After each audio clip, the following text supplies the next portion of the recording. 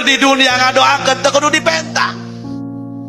Indung bapak urang beungar dibere ku urang, ya Allah teu pira dibelikeun martabak, teu pira dibelikeun nasi padang, sahuap di dahar kurucut cimata indung bapak. Gusti abdi ge kabeuli nasi padang, abdi ge kabeuli martabak, abdi nuhun syukur ka Gusti, anak abdi geus katempelan sifat peduli kanu jadi kolot. Nuhun Gusti, kurucut cimata indung, ribuan malaikat ngadoakeun ka indung bapa, diijabah doa indung bapana. Ketika cerik malaikat turun, cek malaikat hayang naon anak sia.